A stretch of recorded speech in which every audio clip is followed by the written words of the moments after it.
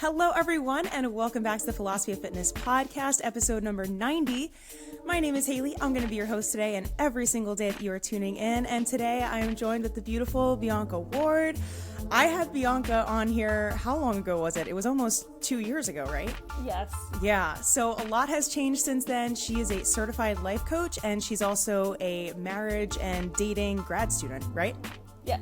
Marriage and family therapy. Cool. So bit of a transition from the last time that we spoke. I think you were big into the life coaching back then. I know we also touched on some spirituality experiences, psychic experiences. So if you want to go ahead and reintroduce yourself, tell everybody about what's kind of led you into this marriage dating side of things. Yes. So I was working primarily and specializing in spirituality. But the reason why I wanted to transition was because I realized that most of the clients that I was helping over those 3 years all wanted help on relationships. I helped them a lot with working through identifying family patterns that shaped their way of relating with other people that were unhealthy and helping them find ways to create healthier connections. And that's really why I decided to make the transition. I absolutely fell in love with what it was that I was doing. And I just wanted to gain as much knowledge that I could. And that's why I entered into my master's program, because I wanted to know how much research actually goes into having healthy relationships. And then I just wanted to be that person who can share that with other people. One, because there's a need for it. And two, there are a lot of coaches out there right now who are very helpful, but they don't know a lot about research and science when it comes to relationships. And they don't realize that that's an actual thing that you need a lot of clinical skills in. Wow, I think that's amazing that you're transitioning into this, and it is a very hot topic right now. There's a lot of people who are struggling with relationships in particular, and something that you touched on that maybe we can dive into a little bit more is family patterns, because I've noticed in my own research and my own journey that a lot of our attachment style is rooted in, childhood. So if you want to elaborate on that and give more of that clinical side of things, I think people would love to hear that. Yes, absolutely. I can do that. Do you want to explain a little more of? Yes, I don't know where you want me to start. There's so many different things that intersect. Okay. So I would say maybe attachment styles, because that's something I think a lot of people struggle with. And even in my own, experience of learning and unlearning anxious attachment, I'm somebody that was definitely anxious attachment style, and I still sort of struggle with that. So do you want to explain a little bit about how childhood can affect that with people? Yes, absolutely. So for anyone who's listening who doesn't know, your attachment style is the specific bond that is usually established within the first year of life that you have with your caregiver or with your parents, whoever is spending the most time with you. And it's your way of relating with other people. So Haley was just talking about having an anxious attachment. As it sounds in the title, you have an anxious way of making sense of and seeing the world. So there are different kinds of attachment styles. The one you should strive to have is to have a secure attachment. Someone who has a secure attachment is either someone who has worked to have a secure attachment over an extended period of time and has worked through very specific interventions to get to that point, or it's someone who was raised with parents or a primary caregiver who responded to their cries, their needs for affection and attention. They were someone who was very reliable with the way that they responded to that person. And so over time, that child developed a healthy sense of seeing the world, and they feel more comfortable, more trusting in relationships. And when they encounter certain relationship issues, they have more of a positive way of viewing that. So someone who has a secure attachment, for example, is able to say this person hurt me, or this breakup happened, this is upsetting to me, but I trust myself and other people in the world enough to continue to date, to finally find someone at some point in the future if that's something that I want to have. And you have confidence that that's something that can happen.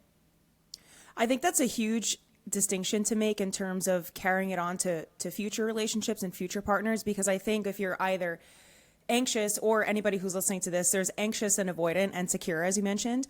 If you either fall into the anxious or the avoidant category, whatever sort of trauma, because I think at the end of the day, it is trauma that you carry with that, will deter you from allowing yourself to be vulnerable in a future relationship. With anxious people, we push people away, and with avoidant people, they don't even allow themselves to open up. So it's kind of like finding that sweet spot. And as you said too, not everyone is secure out of the womb. I think that's super rare to find. I think a lot of people have had to work really hard to get themselves to that point.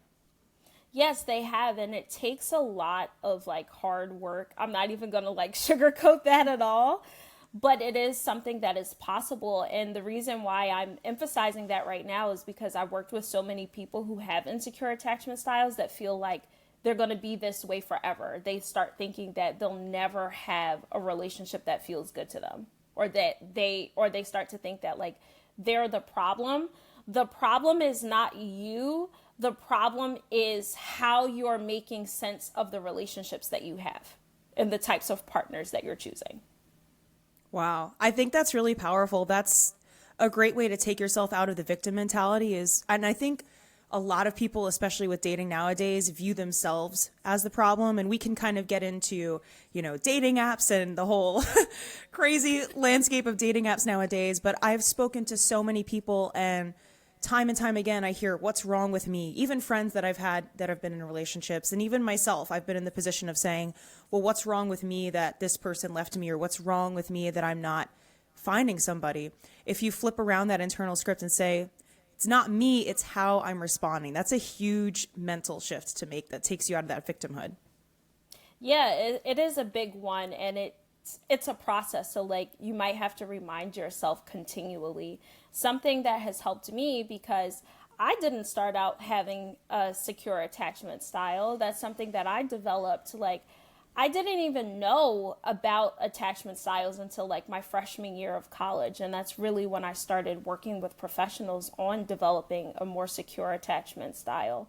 So there's always going to be like a grace period that you have when it comes to learning new things, because you can't know what you don't know.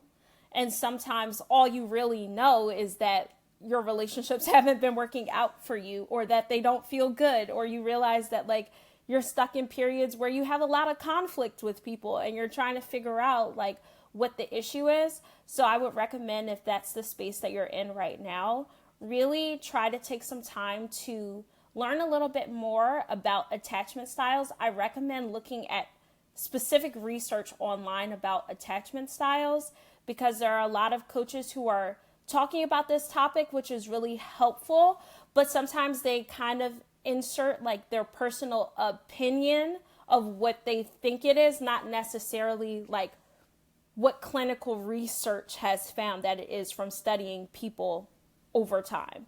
Because this has been like an important thing since like the 1920s or something like that. So there is a lot of research on it. And it's interesting because I feel like people haven't spoken about it to the extent that they do. I think it really took off probably with the start of social media, of TikTok. And I've seen tons of dating coaches. I've had other dating coaches on here too. And, the attachment style conversation usually comes up, but that's an interesting observation to make in terms of people kind of spinning their own narrative on it. I think in the, clickbait culture, a lot of us want to just get the views. We want to get the engagement.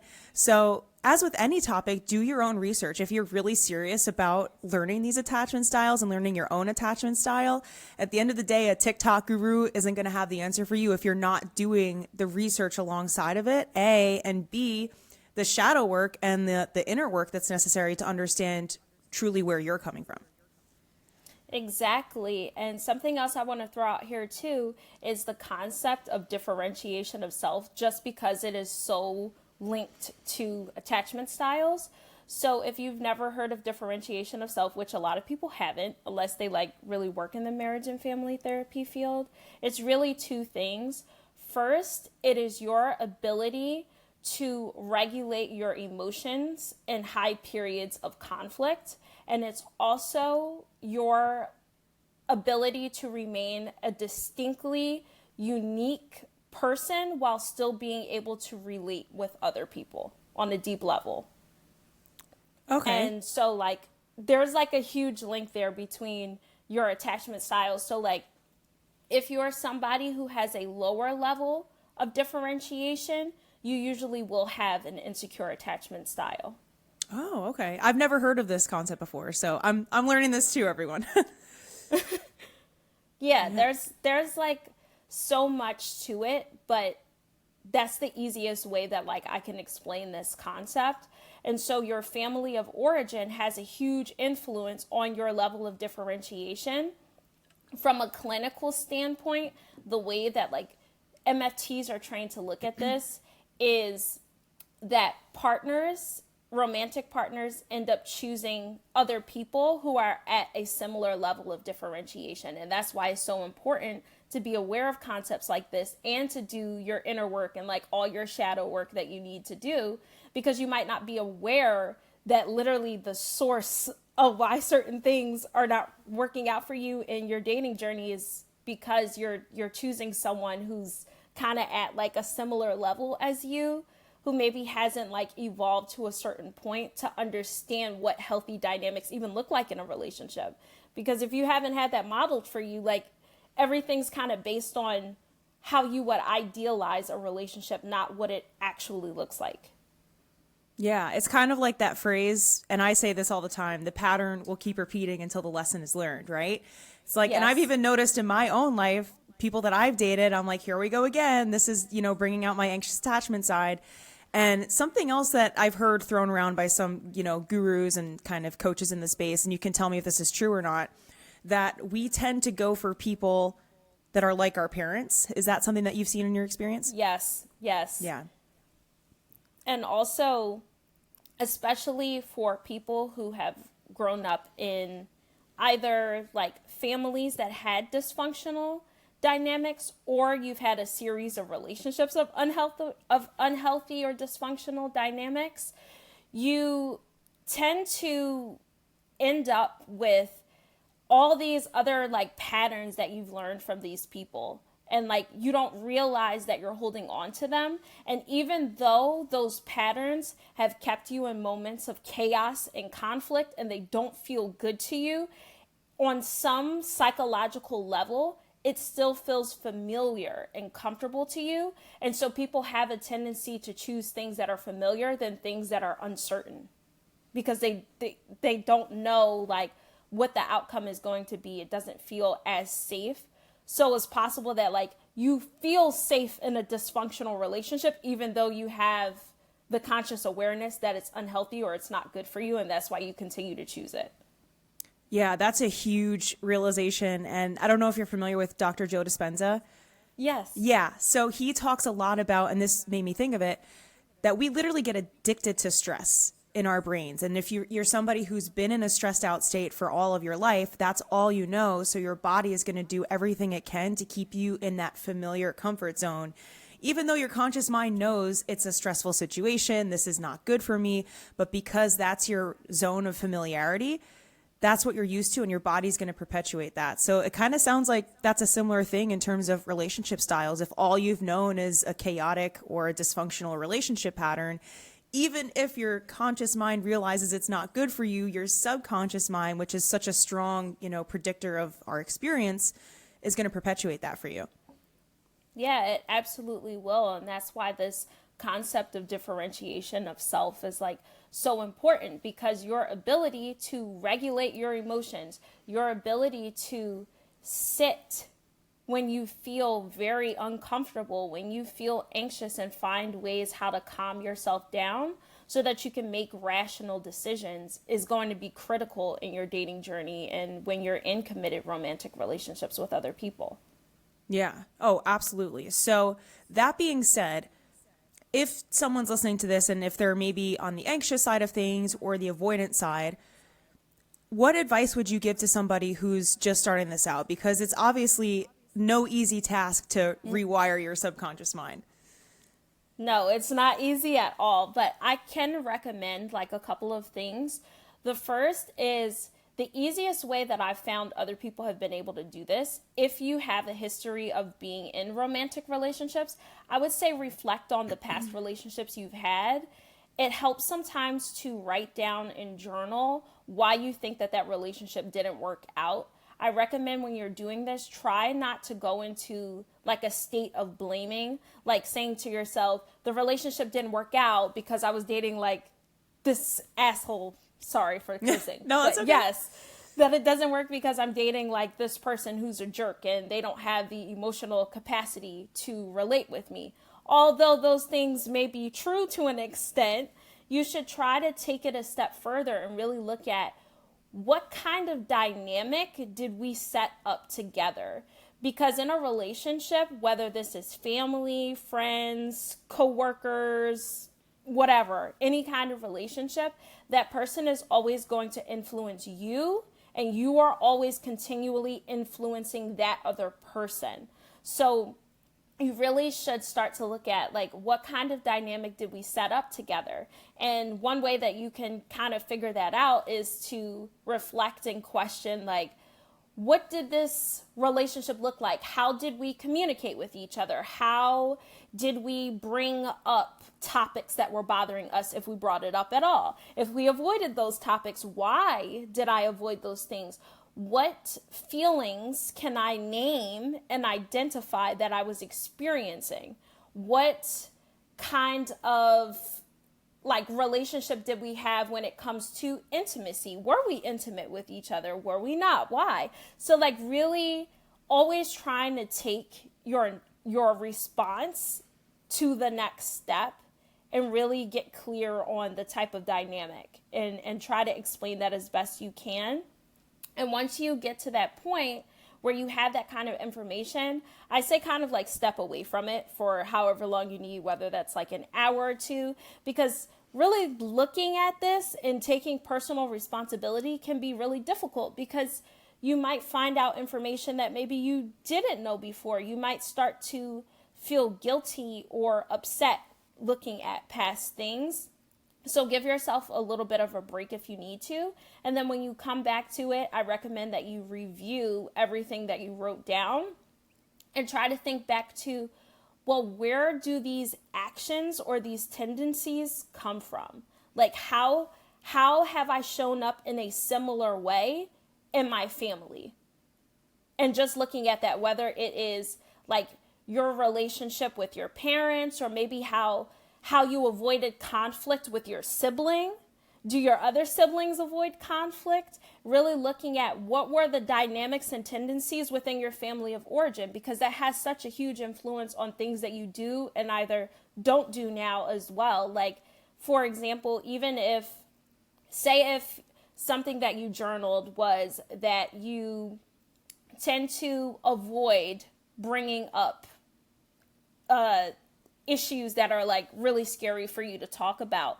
But in your family, you always talked about those issues. Maybe the reason why you're avoiding it now is because when you think back, when your family brought up these issues, you associated that with feeling anxious, with feeling unsafe, because it always led to arguments. So really trying to like unpack that is very helpful. Yeah, and that's shadow work in and of itself, right? It's an uncomfortable process, and I think a lot of people kind of get the world of self-development a little bit skewed because a lot of people online are like sunshine, rainbows, positivity, good vibes. But a lot of this healing that we have to do involves facing yourself in a way that you probably never have before. And like you said, there can be a lot of uncomfortable feelings that come up when you start to ask yourselves those questions that you maybe have never thought about before. Like when I started exploring my attachment style, I was feeling the same thing that you're saying, guilt, resentment, a little bit of anger. And you kind of have to give yourself space to work through that and to kind of come to terms with it so that you can then make the space for the healing to occur. And I think that's just a really important thing for people to realize. Like, don't beat yourself up because everyone has their issues, right? We all have certain areas of our lives that we're trying to improve. And the only way you're going to be able to improve is if you face that stuff head on.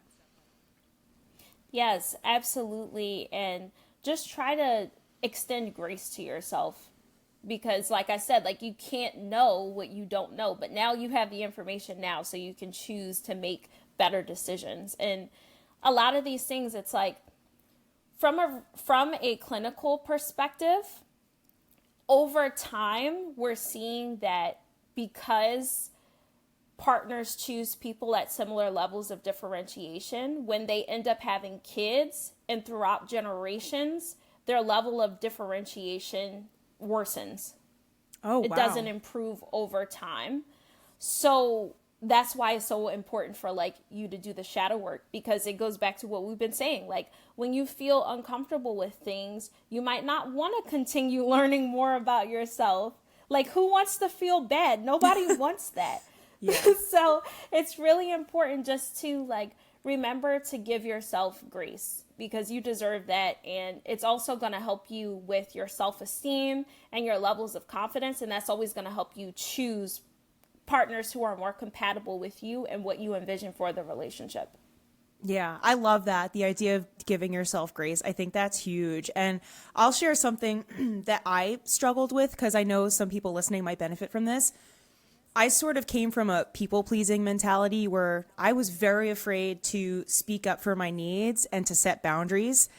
And it was always that really uncomfortable, anxious feeling would come up when I would want to, establish the dreaded what are we talk, right? That everybody has. That would give me such a pit in my stomach of anxiety, or even just setting boundaries with work situations, with family members. And I noticed that pattern in every area of my life where people were just kind of taking advantage of me. And it wasn't until I went through this process of unpacking it and feeling those negative feelings, but then giving myself grace to move through them, that I can say now I'm in a place where I'm so much more comfortable setting boundaries. I'm not afraid to go into, a dating situation and tell someone upfront what I'm looking for. That was something I was always terrified to do, was to even say that I was looking for a relationship, because I was afraid I was going to lose somebody or push them away, if I said that. And I think a lot of people in modern dating can kind of relate to that. And even people I've spoken to, of just how kind of crazy dating culture has become nowadays in terms of what people are looking for, people that are emotionally unavailable. I think that's a really huge problem now. So can you shed any light on modern dating culture and that experience? Oh my goodness. Yes. There are so many things that like we're seeing in the field right now. One major thing that I would recommend that you do, instead of focusing on like what character traits you want in your ideal partner, look at what kind of relationship dynamic do you want to build with them. Ooh, I like that. Yeah, Yeah. it's a better area of focus, because people have a tendency sometimes to think that like, oh, this person has to have these personality traits, and if they don't, then we won't have this kind of connection. And so you tend to kind of like overlook certain traits that literally could change, or the way that you think about that trait has a different meaning for that person. So like the way that they're showing up with that trait is distinctly different from what you thought. So to just get yourself Oh, out of a lot of like stress yeah. and unnecessary drama, look at what kind of dynamic you want to build. Like what kind of communication do you want with this person? Like, do you want someone who will talk about like conflict? Well, yeah, well, like talk about issues the minute that like you both notice them, or does it feel safer for you to like be in a partnership with someone who will give you both like time to sit and reflect once you notice something and come back to it in like a week? Like it Yeah. sounds so simple, but knowing these things are very helpful when you finally get into a relationship, because people also have a tendency to try to avoid conflict Yes. because they think that it's bad. But in a healthy relationship, you will have conflict. And actually, if you're in a relationship and there is no conflict and you've been together for an extended amount of time, that is a dysfunctional relationship. Yeah.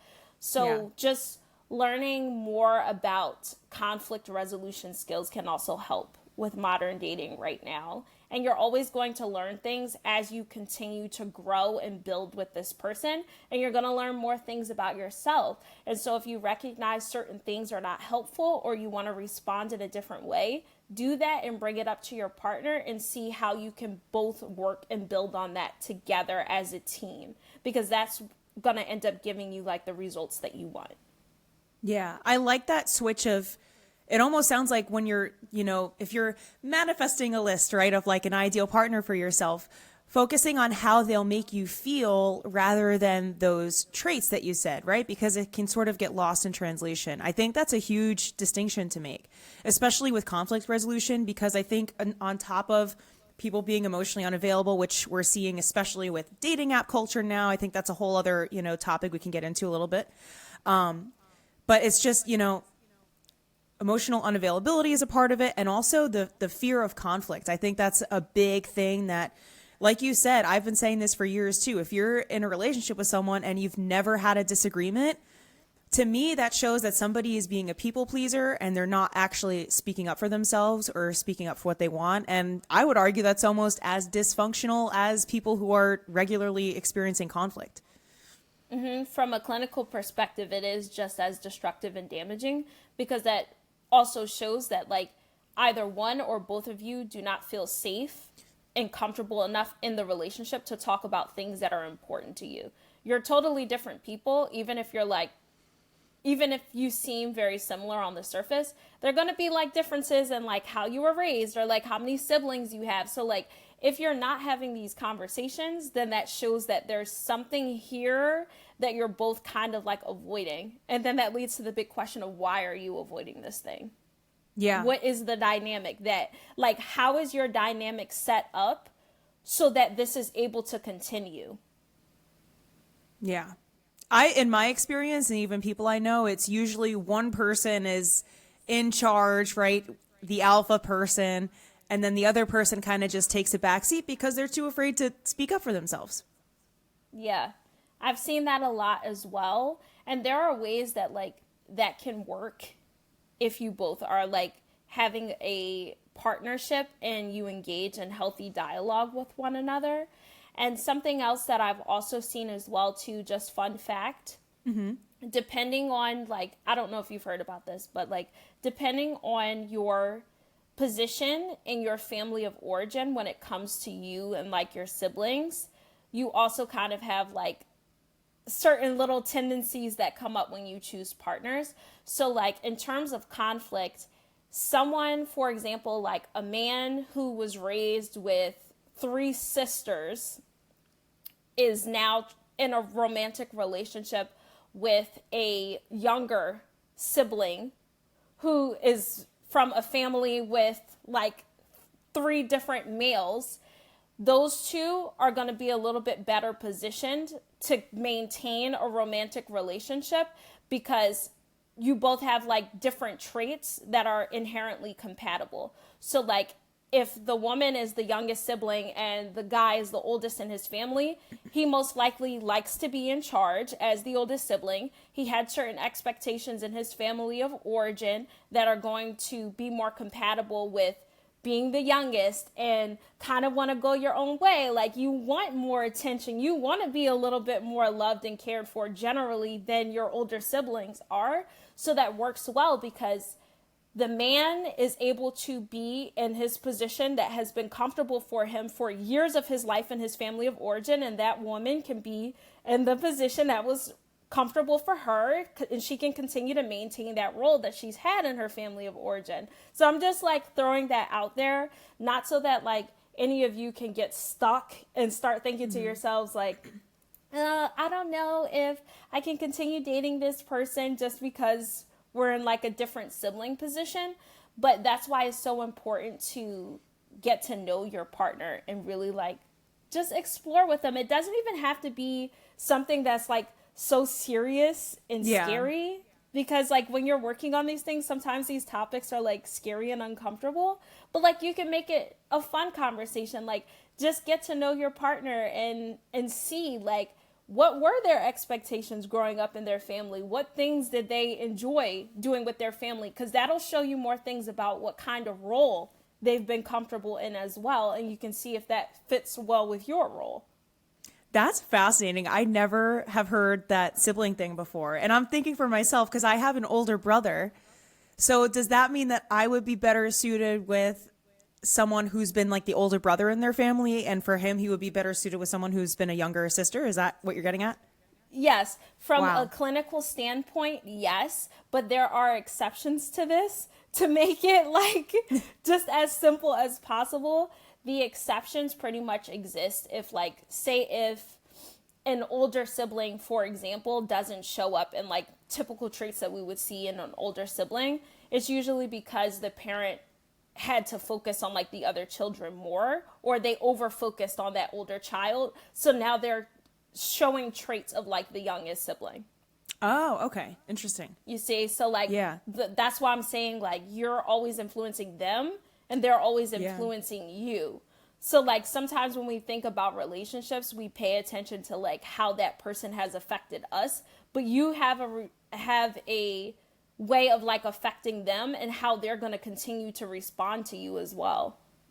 Yeah. So just with like the example that I gave with like the oldest male, youngest female, another reason why that kind of dynamic tends to be like the most optimal is also because they have less moments of conflict that ends up being like very unhealthy. Oh, okay. And because too, so like I don't know if you know this, but one of the highest cited reasons for divorce in this country is just like imbalance in division of like labor within the household. Oh, yeah. So like if you have one person that's like basically doing like all the laundry, the housework, all that kind of stuff, and they don't feel like they're getting support from someone else, that's a high predictor for divorce.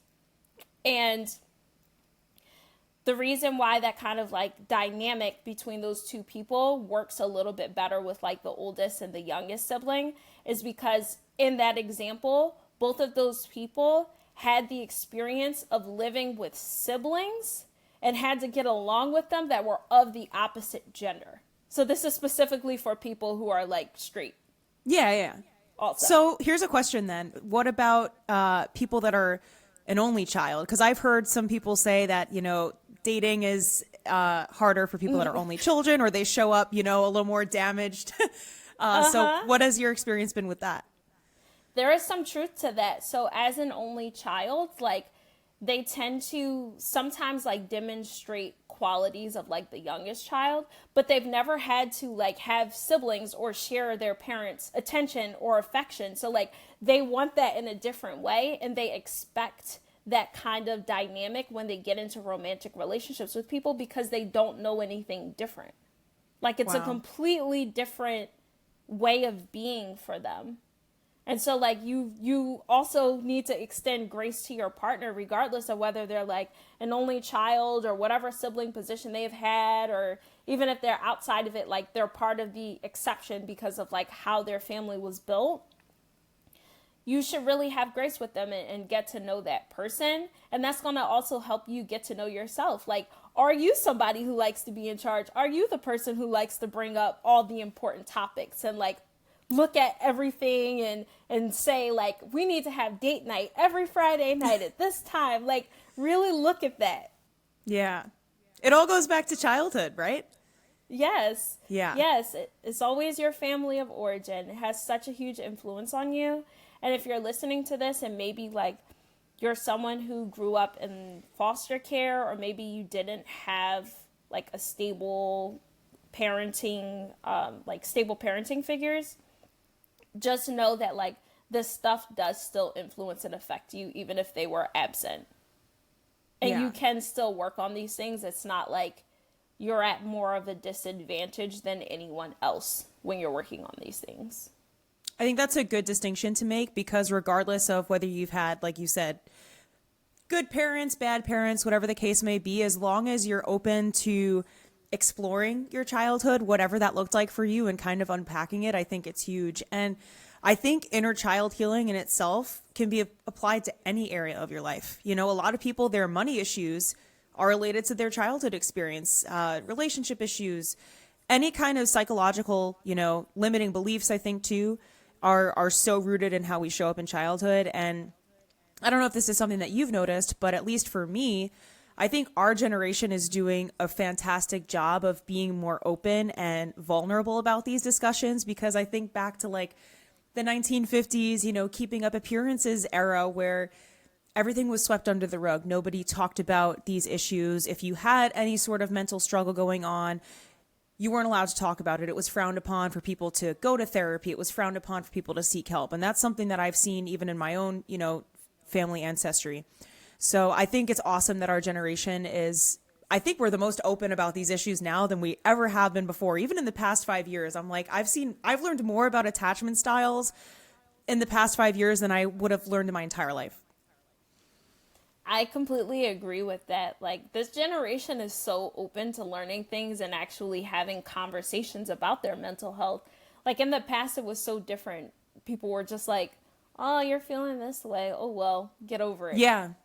Yep. But, like, it's also really interesting, too, though, because we also know that, like, there are higher rates of suicide in this generation, too. So I've always kind of found that really interesting when I reflect on it, and I'm really looking forward to seeing like what the research says about what is the link between those two things. Like, why is that?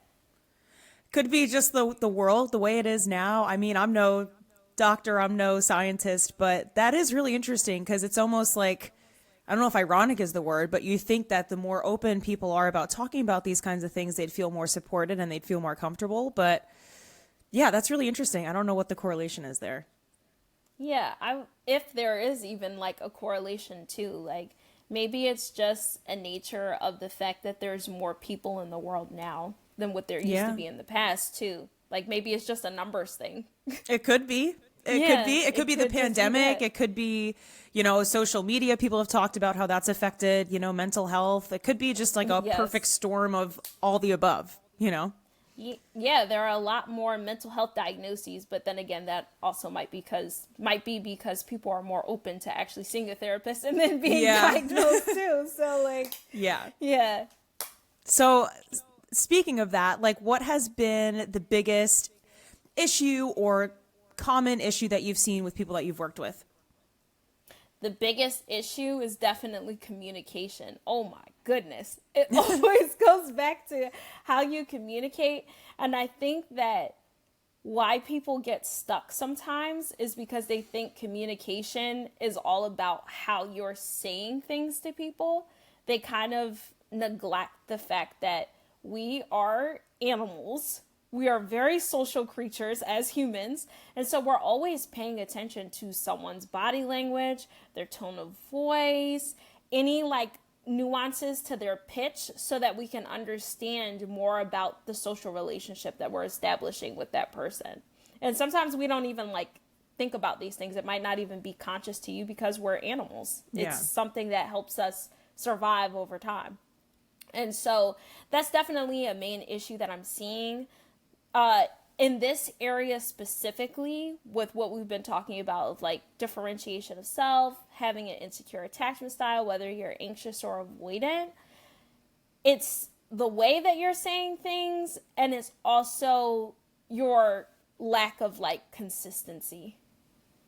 Oh, okay. What do you mean by that? And so, like, for example, with a lot of people who have like low levels of differentiation and insecure attachment styles, like sometimes the way that they express things that are important to them is different than how they like show up. So I'll give you a very clear example. Someone who has a low level of differentiation and an anxious attachment style, when they are interested in a partner, if their partner asks them like what values are important to them, they'll say being an authentic person, being in a partnership with someone who's honest with me and I can be honest with them, yet and still, because their way of relating to that person is based anxiously, they might try to do things that are inauthentic to change themselves to try to keep this partner. Because that's really what the insecure attachment styles all go back to. It's like you're either anxious, so you're doing certain things and overcompensating because you want to keep this person, because thinking of like being without them or you being by yourself makes you really uncomfortable, or it's that you're avoiding certain things because you're like, wow, I want this love and this connection, but it feels scary to me to actually experience it.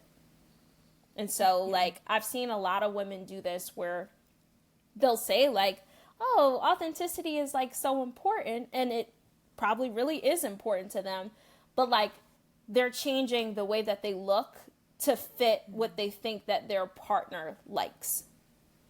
Yeah.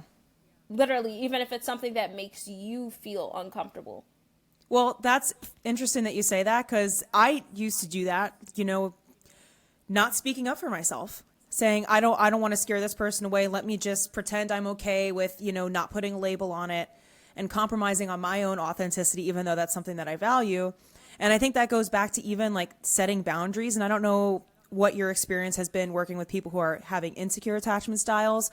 Do you find that setting boundaries is an issue for people in relationships? Absolutely. And most of my clients have insecure attachment styles. Yeah. Yeah. But boundaries goes along with all of this stuff too, right? Like if you feel secure in your relationship and you have a secure attachment style, then that means that you trust other people. You more than likely trust your partner if they haven't broken the trust at some point in the past. And so you're more likely to like feel more safe in the relationship to actually be who you are as a person and not feel like you have to change those things. Yeah. Yeah, that's a hard place to come have to. Boundaries. Yes. Yeah. It's a very hard place. Yes, especially if like you didn't start out this way, and that's why I keep like repeating this over and over again about having grace with yourself, but it really is so important because one way you can look at this is like if you grew up in a family that was kind of dysfunctional or toxic in many ways, like you have spent literally pretty much your entire life relating one way and you're expecting yourself to change that overnight, like it doesn't happen. Or you expect yourself to be like completely perfect a year from now, 5 years from now, 10 years from now. Like how does 10 years compare to like 20? Yeah. It's not really fair to, put that weight on yourself. And there are going to be things that like you notice and you work on and you're doing well with, and then you feel like maybe you're going backwards a little bit because maybe you responded to someone in a certain way that you wish you hadn't, or like maybe you realize, oh, I can't believe I let this person overstep this boundary. Like you're gonna have moments like that, so just expect it. It's gonna happen, but you just have to keep showing up and trying your best and doing what you can. And at some point, it'll be your dominant way of relating and being with other people. Yeah, the key is to not beat yourself up. It's an unlearning journey as much as it is a learning journey, because you're unlearning your entire childhood's worth of attachment style that you've absorbed. So give yourself grace through that period. And I'm kind of switching gears here a little bit because I'm just thinking out loud, but some advice that I've heard people give, and this usually comes from people that are in relationships, right? They're like, oh, well, you just have to work on yourself and you just have to be completely happy and whole on your own, and then you'll find a relationship. And I think that's really damaging advice to give to people, because you could be waiting your entire, none of us, I think, are ever fully healed or fully, complete. We're meant to be with someone, right? We're animals, like you said, at the end of the day. We're meant to find companionship. So what has your experience been with, like, have you heard anybody give that advice? What are your thoughts on that? Oh my gosh, I have, and I understand where it comes from. I get what they mean. Like, it comes from such a good place, but it can be very damaging advice. Like, for someone who is very anxious specifically, like, you may never feel like you're going to be whole or complete. Like, you're going to be single your whole life. So why are you going to, pretty much just like sabotage yourself and ask yourself out of having these really amazing relationships that could help you learn more about yourself? Because the thing about like differentiation of self specifically, and even like your attachment style, you can only change those things in relation to your relationships with other people. You cannot change them on your own. Yeah. Well, that's another key part of it is you learn so much about yourself by being with someone else. You can't learn all of the lessons. You can't, if you're doing all of this inner work, right, and you're unpacking your attachment style, you could think that you have all the puzzle pieces together, but then when you're actually dating someone, you're putting it to the test. And that's when you can really start to learn about yourself and say, oh, I'm not as evolved as I thought I was, or, oh, this area I still feel like I could use a little bit more, self-reflection in. And I don't know, it just bothers me when I see people say that, because I think that it also puts someone in that victim mentality of what we were talking about earlier, of like not giving yourself grace. If you're out there hearing that advice and you think, oh, well, I can't even potentially put myself out there because I'm not healed enough, I'm not worthy enough yet because I haven't done enough of the shadow work, I haven't done enough of the reflecting. Like, no, give yourself grace. If you're at least self-aware, that's like a huge first step that a lot of people don't even have. If you just have a sliver of self-awareness and, give yourself grace as you're going through a relationship. And I think you learn so much about yourself. Every person that you date, every experience that you have is a learning experience. Yeah. And I want to say as well, too, like that advice is like contradictory, like the one we were talking about like, oh, waiting till you feel complete or whatever. Because it's like you can believe, like truly believe in your mind that you're complete without another person, but the way that you express that belief might still be dysfunctional. And if someone looks at how you're expressing that belief, they wouldn't know that that's what you believe, because that's not what you're showing. So like, how does that work? Yeah. So it's like your actions aren't matching your thoughts and your words. It's inconsistency. Yeah. Yeah. Yeah. It's I don't very know. damaging. Yeah, I agree. I think it's really damaging advice. And that's another reason why I think if anyone out there is looking for dating advice or marriage advice, whatever the case may be, use your discernment in terms of who you're getting your advice from. I think it's easy for a lot of people if they just have a big following, and this goes for any industry, that you associate a large following with expert knowledge. But that's not necessarily the case. Make sure that who you're getting your information from is a source that you can trust, and use your discernment with that as well. And I think it applies to any industry. I mean, there's fitness influencers who've been debunked for being on steroids, having plastic surgery, and they have these huge followings. So, just use your discernment when you're finding advice and seeking someone out. I think is important too. And when you're using that discernment, one way to start weeding people out to see who's being honest and where they're getting the information from, literally just engage in dialogue with them. Like, ask them a question. Ask them, like, oh, like this is something that, like, maybe I'm struggling with, or something that I'm really passionate about too. Like, where have you heard this? Where have you gotten this from? Yeah. Someone who has gotten this from an actual place, they might not send you like a study or give you a name of someone, but like they'll be able to give you more information about it because they care about the fact that you want to know more. Yeah. They'll have something to back it up rather than be like, oh, I don't know. I just kind of thought about it. Like, that's true. They'll have something to back it up, or they'll have something more to offer you. And I think also if someone is in that position, like if they genuinely want to help people, they should be very much willing to answer those questions. Exactly. And that's how you can like start seeing like who is in this for the following, or who's in it to actually be like a supportive person. Yeah. And I think nowadays with social media, it's interesting because it can be hard to tell, who's in it for the right reasons. It's, again, using your discernment. Do a gut check too. I think intuition is such a powerful ability that we have, and we can touch on this too, but I think a lot of people sometimes get anxiety and intuition mistaken for each other, and rightfully so. You have that feeling in your stomach that, oh my God. And I'll say every time I've ignored my intuition later on, I'm like, oh, I wish, that I listened to it, especially with relationships. I think as women too, we have such a powerful intuitive ability to sense when something is wrong. And I'll offer this up hoping that this helps somebody, because this is just a little bit of my experience. Anytime that my intuition was telling me something was wrong, I ignored it because I was afraid to speak up for myself. And again, the anxious attachment, I was afraid to push that other person away. So I think intuition plays a big part in communication too. It does. And your intuition is going to lead you to like decide if you want to continue this. Is this something that is serving you positively, or if it's something that like maybe you should just let this go because Yeah. it's to your detriment. Yeah. Yeah, intuition is so incredibly important, not even just with your relationships, but like with everything in your Yeah. life.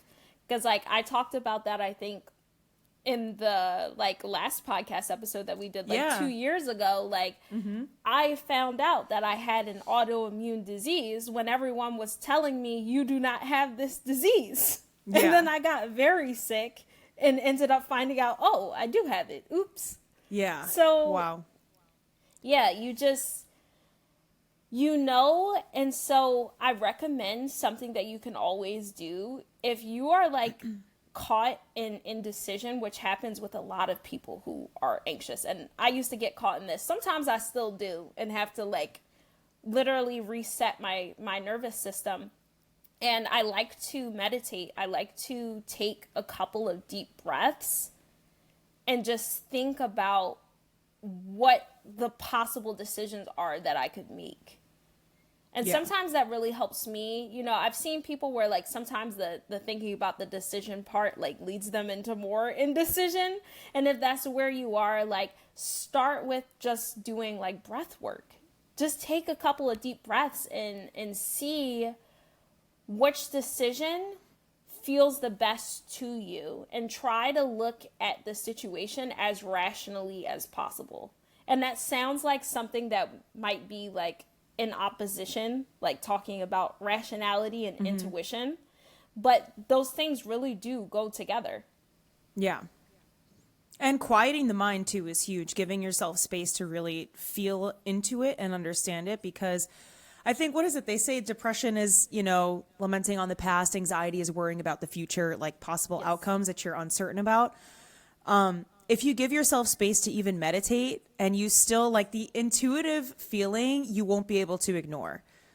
And it'll just be kind of like this understanding that something is not right for you, or that you shouldn't be pursuing something. Whereas anxiety is more of, at least in my experience, that worrying about potential worst case scenarios. It's a slightly different feeling, but the more, again, in tune with yourself that you are, the more stillness you have with yourself, the more you'll be able to differentiate the two. Yes, and I also want to tell you guys too, like sometimes when you have the right like intuitive decision that's going to serve you best in your life, you might still feel anxious about that decision. Yeah, that's huge too, because that's not something that's just going to go away overnight, especially like we've been saying this whole time. If it's been how you've been your entire life, you're not going to be able to just switch it off. Exactly. Like I can give an example here. I was working a job and it was really impacting my mental and my physical health. Like I went into like a whole flare up just Oh my because gosh. of like this job. It just was too much for me.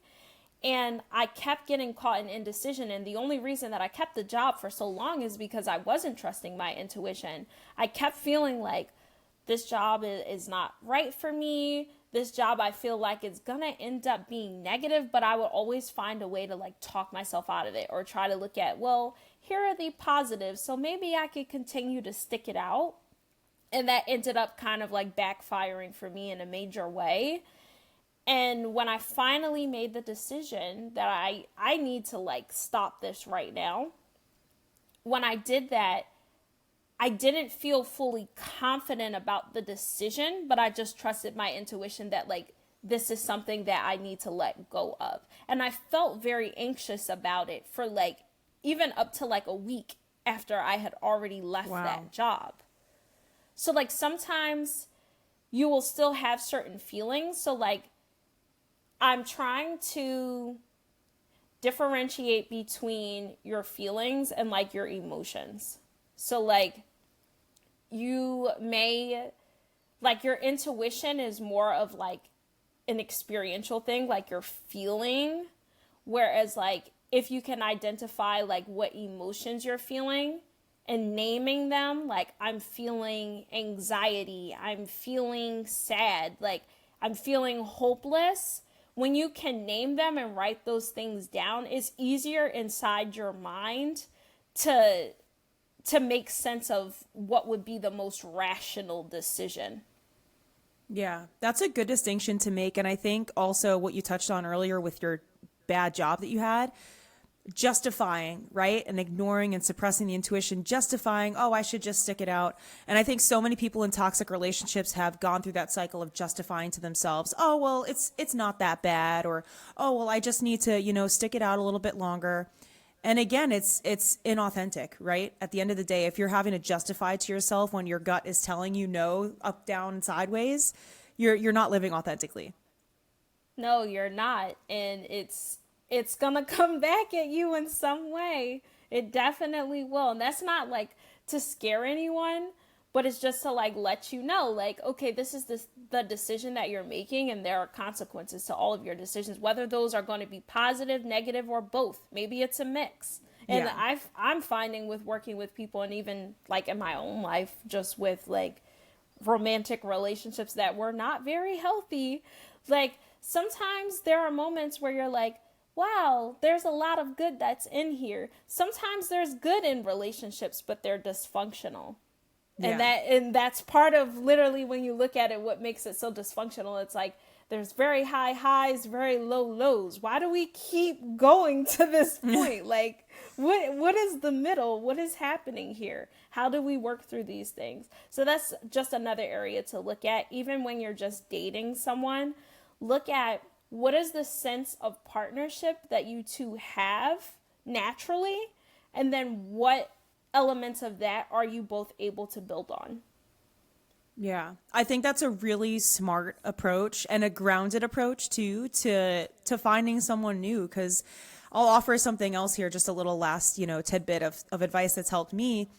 And again, coming from that anxious place, I used to go on a first date with someone and think to myself afterwards, oh, I hope they like me. I really hope they like me. But now when I go into something, or I'm, vetting someone or whatever the case may be, I think to myself, do I like this person?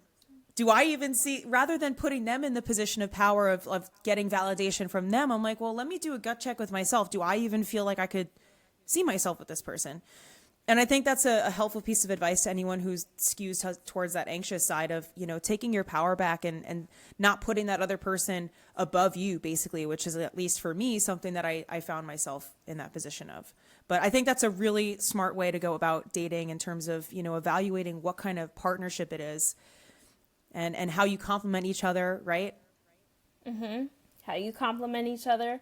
What ways do you not complement each other? Because there are probably always going to be some ways where you don't, but like really focus on how you're doing this together. Like how do you both work through your own weaknesses? Yeah, I think that's huge. Well, this has been great, Beonca. I want to give you a second if you have any last minute advice that you'd give to anybody who's navigating dating right now. Just have patience with yourself, really trust your intuition, and it's always so helpful just for me, and I've seen this with my clients as well, just to continually reflect on what the process of dating is like for you in the moment. Like, is it something that makes you feel really scared the whole way through? Like, what Haley was just saying, like, are you focusing so much on like how this other person is perceiving you? Because really, I think we get lost in the dating process and we forget that dating is supposed to be fun.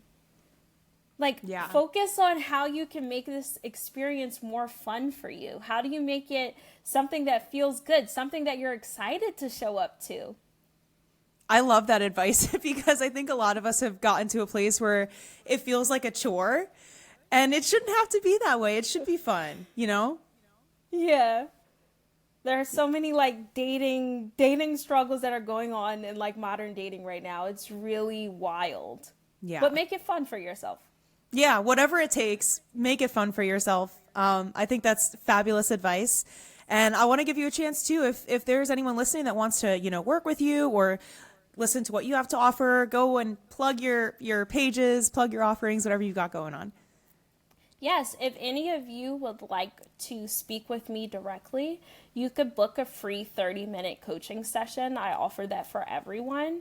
And on that session, I will work with you on what your specific goals are, whether you are like single right now and you're looking to find a compatible partner, or you're already in a committed relationship and you're just wanting to deepen your connection even more and work through your communication skills so that your relationship is built to last you a lifetime.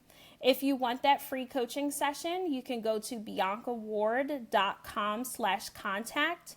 All you have to do is answer the questions on that brief form, and then I'll reach out to you and we'll set up a call together. Awesome. That's great. I think that's awesome that you offer that for people who are single and also in relationships too, because I think it's equally valuable whether you're single or if you're with someone. So I think that's amazing. And Beonca, thank you so much for coming on a second time. This has been awesome. Thank you so much for having me. I always enjoy speaking with you. Yeah, this was great.